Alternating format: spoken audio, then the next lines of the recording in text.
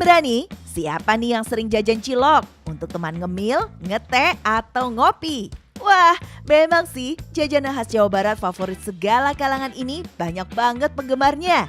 Kenapa? Ya karena rasanya enak, harganya murah, dan penjualnya mudah ditemui di mana saja.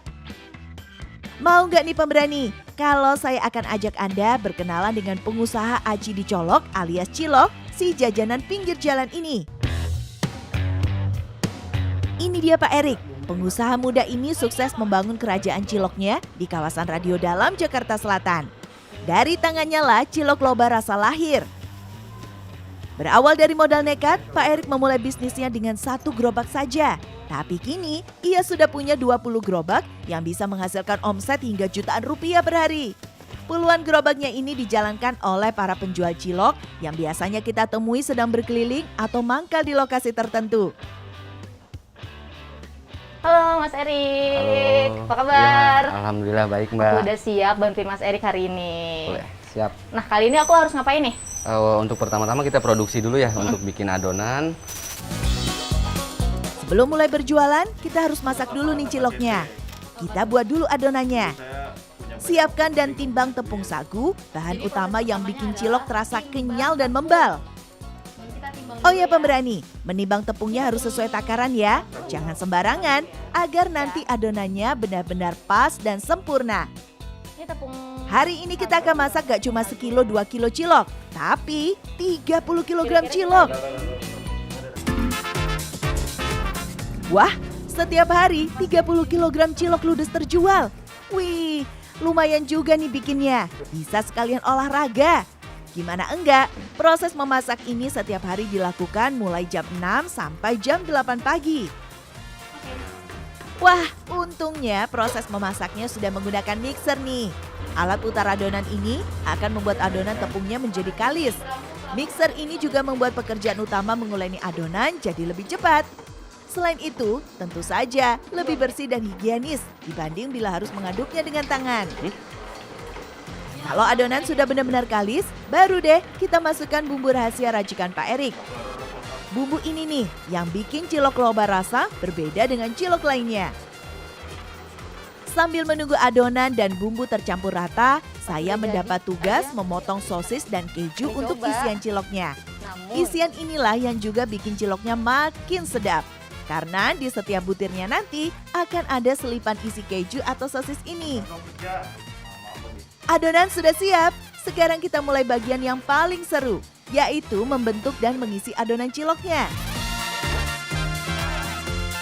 Selanjutnya part yang saya suka, membentuk adonan. Semoga aja nggak fail ya nanti. Ini aku tumpahin aja gitu? Ya, ditumpahin semua ke sini ya. Bentar Mas.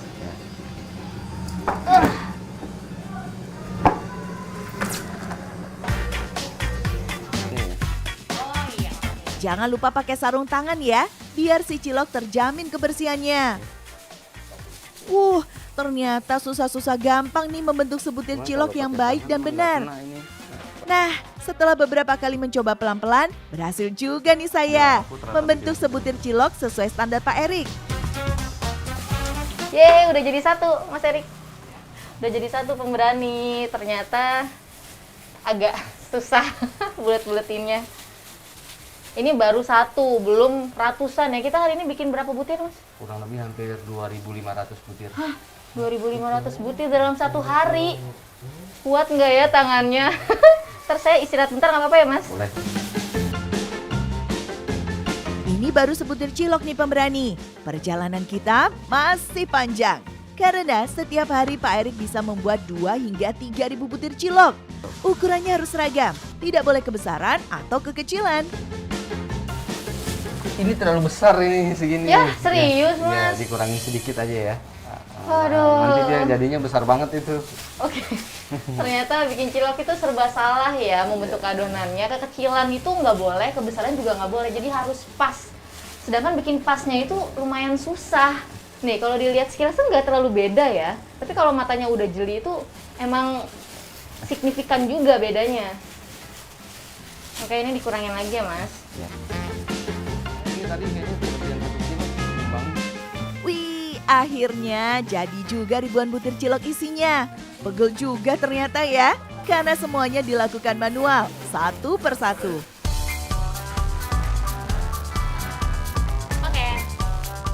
Sekarang kita masuki proses berikutnya yaitu perebusan.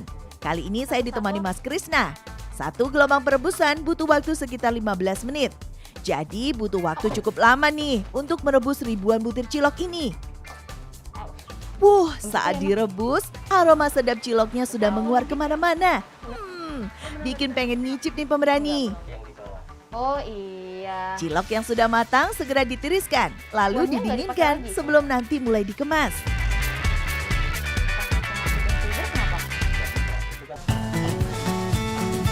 Nah, ketika cilok sudah mulai dingin, proses packing dimulai. Nantinya cilok-cilok ini disimpan dalam freezer untuk dijual keesokan harinya oleh para pedagang keliling dan para pemilik waralaba. Pemberani, suhu ciloknya sekarang sudah turun, waktunya kita masukkan ke dalam plastik. Nah, satu plastik ini isinya ada 100 butir cilok, jadi harus kita hitung satu-satu. Ayo, Mas.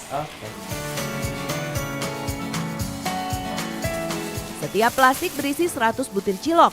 Wah, tidak boleh salah hitung nih, karena cilok ini dijual per butir. Jadi jumlahnya harus benar-benar pas.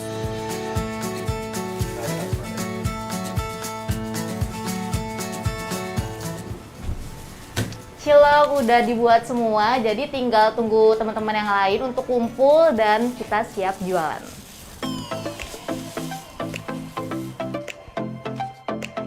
Sambil menunggu teman-teman pedagang cilok lainnya datang, saya mulai membersihkan gerobak yang akan saya pakai berkeliling hari ini.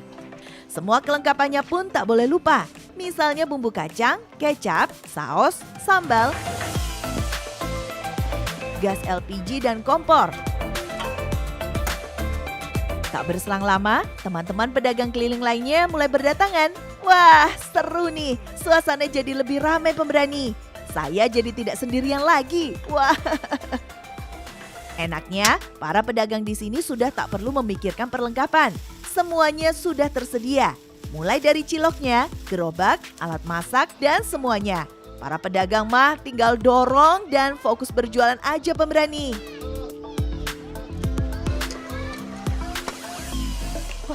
Udah pada ngantri nih. Bang, ini ngantri ngambil cilok kan? Iya. Wah, nggak bilang-bilang nih. Nah, waktunya membagikan kantong-kantong cilok yang tadi saya masak pemberani. Pak Erik akan mendata berapa kantong yang dibawa masing-masing orang.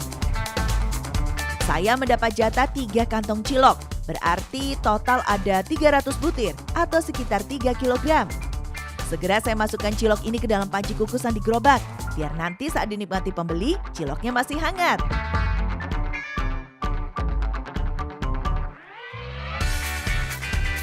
Ini dia cilok yang harus dijual 1 hari.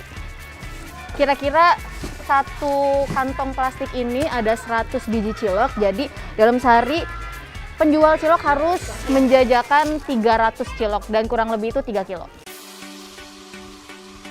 Cilok dikukus sekitar 10 menitan. Saya juga harus memastikan ciloknya tidak saling menempel.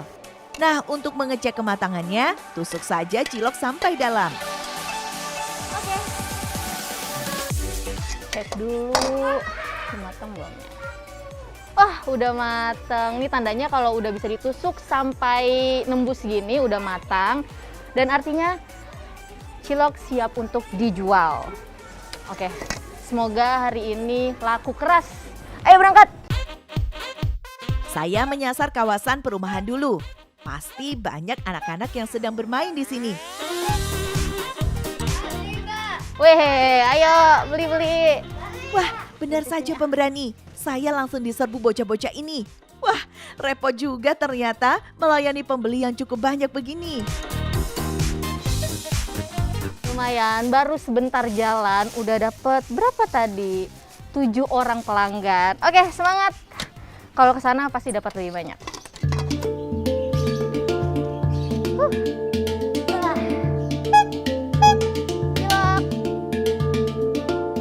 Saya melanjutkan perjalanan menyusuri gang-gang sempit. Wah, saya agak panik nih kalau gerobak saya berpapasan dengan motor atau harus melintasi polisi tidur. benar-benar tantangan banget bawa gerobak di gang sempit, apalagi banyak motor lalu lalang dan banyak polisi tidur. Jadi benar-benar harus memperhatikan jalan dan harus kuat banget dorongnya biar gerobaknya tuh seimbang. Berjualan keliling begini harus sabar pemberani. Tidak selamanya pembeli ramai menyerbu. Panas banget. Waduh, saya sampai diteriaki orang nih pemberani karena gerobak saya menghalangi jalan.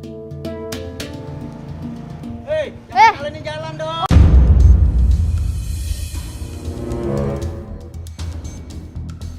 Oh iya Pak, maaf ya Pak. Aduh, berat nih Pak. Silakan Pak. Pak. Aduh. Ternyata gini resikonya jadi tukang cilok bawa-bawa gerobak ya kan. Udah susah bawa gerobaknya. Terus kalau ngalingin jalan dikit kena marah tadi.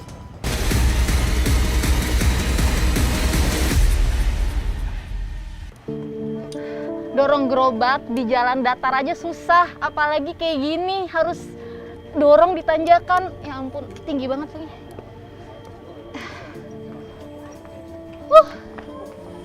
Nafas mulai tersengal pemberani. Ini saya baru sekali mencoba. Para pedagang lainnya merasakan ini hampir setiap hari loh. Aduh, ngap banget. Lumayan ya, padahal kalau misalkan dilihat dari sini tanjakannya tuh kayak biasa aja. Tapi kalau sambil dorong gerobak, capeknya tuh lebih-lebih. Saya mau istirahat dulu deh. Istirahat bentar kali ya.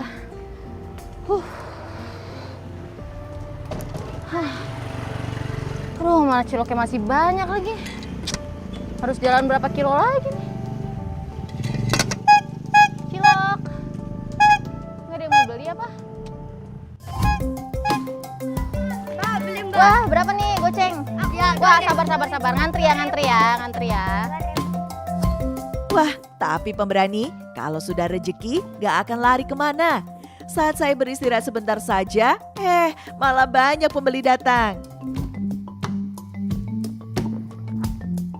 Pemberani, jalannya capek bobo gerobak ya kan, dan ngelayaninya juga capek tapi terbayarkan karena ada perasaan seneng gitu walaupun capek, panas, gerak, keringetan. Tapi ketika ada yang beli tuh semuanya terbayarkan. Lelah berkeliling, saya coba cari lokasi mangkal. Tentu saja pilih kawasan yang ramai pemberani.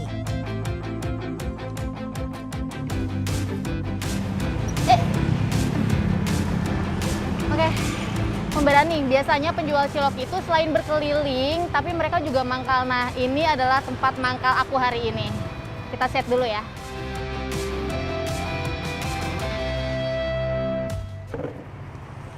Sekarang kita tinggal tunggu pembeli untuk datang. Sekalian ngaso. Sembari menunggu pembeli, saya bersihkan lagi nih gerobaknya, biar makin kinclong. Siapa tahu pembeli makin tertarik datang. Benar ternyata pemberani, sejumlah pembeli mulai berdatangan. Saya yang awalnya masih kaku, sekarang sudah mulai lebih terbiasa. Baru aja saya senang karena banyak pembeli, tiba-tiba saya kedatangan tamu tak diundang. Baru nih. Iya bang. Gimana bang, mau beli bang? Ini udah izin belum dagang di sini?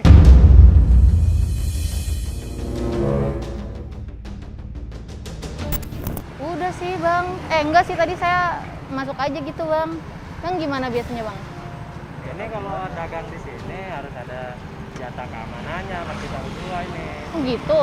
Iya. Bang biasanya gitu bang? Iya. Berapa tuh bang jatah keamanan? Biasanya orang sini pada bayar goceng. Goceng? Iya. Ya, saya Bayar goceng. baru dapat dikit nih Ya bang. beda mah nggak mau tahu. Lo udah mangkal di wilayah gua ini.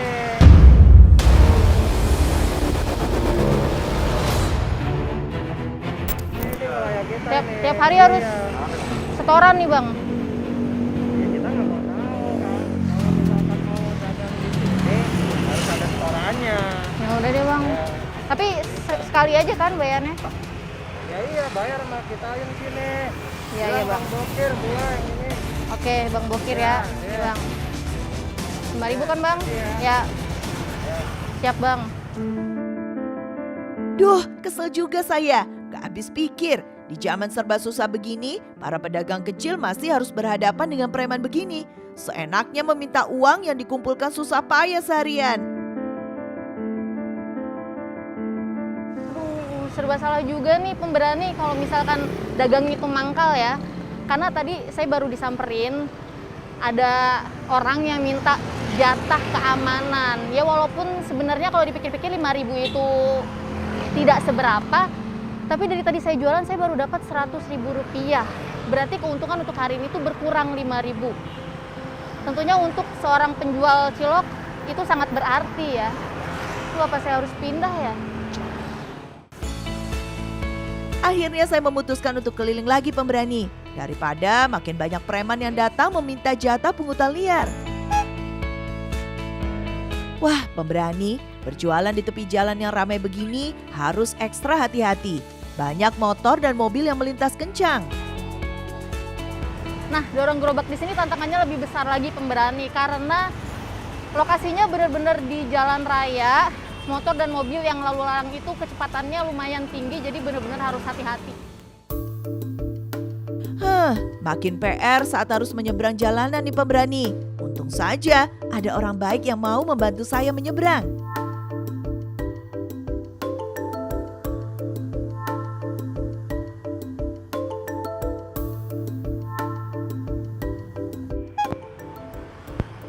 Pak Yunus. Wah, akhirnya ketemu temen juga. Sip. Pak, capek banget. Istirahat dulu ya. Istirahat aja dulu, Kak. Istirahat aja dulu. Kita nongkrong dulu. Capek dari tadi keliling-keliling, Pak. Oh. Tak sengaja di tengah jalan malah saya bertemu Mas Yunus, salah satu karyawan Pak Erik. Lumayan, saya jadi nemu teman ngobrol nih. Jadi untuk dagang cilok itu tidak semudah kelihatannya. Ini aja tadi kan setelah ngobrol-ngobrol, Pak Yunus tuh seharian itu baru dapat 70.000. Terus belum lagi tantangannya harus bersisihan langsung sama mobil motor di jalanan. Terus belum lagi kalau hujan, panas. Wah, nggak kebayang. Aku aja nih dalam sehari itu bisa menghabiskan uang itu sampai Rp100.000 untuk makan dan untuk transportasi segala macam kebutuhan aku sehari-hari. Ini aja 70.000 udah bener-bener berjuang banget ya Pak ya. Mendadak gerimis turun. Wah, buru-buru saya buka payung dan membereskan perlengkapan di gerobak. Cuaca memang jadi tantangan tersendiri pemberani. Tak ada yang tahu kapan hari akan panas terik atau sebaliknya turun hujan. Oke pemberani, kita lanjut lagi jualan cilok. Let's go!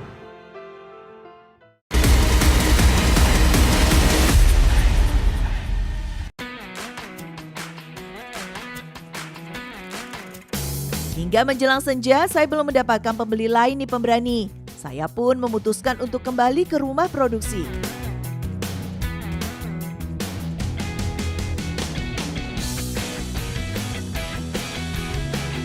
Tadi Indah baru datang. Nah, saya harus menghitung berapa perolehan saya hari ini. Sebagian harus saya setorkan pada Pak Erik dan sebagian lain menjadi hak pedagang.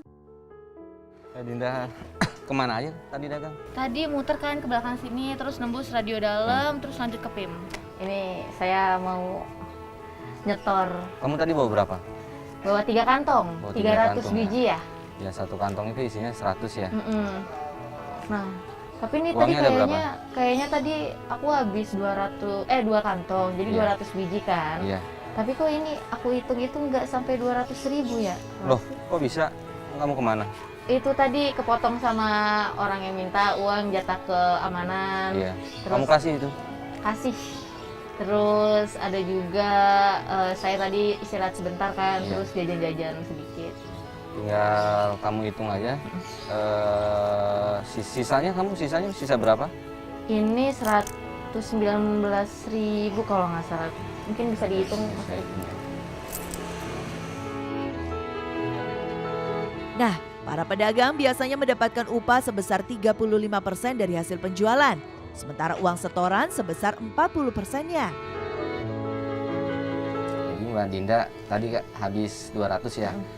Dipotong apa tadi ada yang dimakan ya. Jadi nanti tinggal dikurangi aja. Yang dimakan berapa? Kayaknya 20.000 deh. 20.000 ya. Berarti Mbak Dinda yang Mbak Dinda dapat ini hasil penjualan hari ini. Sebentar saya hitung ya. Ini buatnya Mbak Dinda hasil jualan hari ini. Terima kasih Mas Erik. Yang penting tetap semangat. Bagi para pedagang, berapapun hasil yang didapat harus disyukuri sebagai nikmat rezeki hari itu. Meski kadang tak sebanding hasil yang didapat dengan keringat yang terkucur, namun tiada kata menyerah. Asalkan halal, semua pekerjaan indah untuk dilakukan. Kembali saya belajar, setiap profesi sama berharganya. Kita harus saling menghormati setiap pekerjaan di sekitar kita. Pengalaman hari ini juga memberikan persepsi baru untuk saya. Yang biasanya saya tuh manggil tukang cilok seenaknya, misalkan orangnya jauh terus saya panggil, "Bang, sini dong," suruh nyamperin ke sini. Saya jadi merasakan ternyata sangat tidak mudah menjadi pedagang cilok. Berani coba? Coba kalau berani.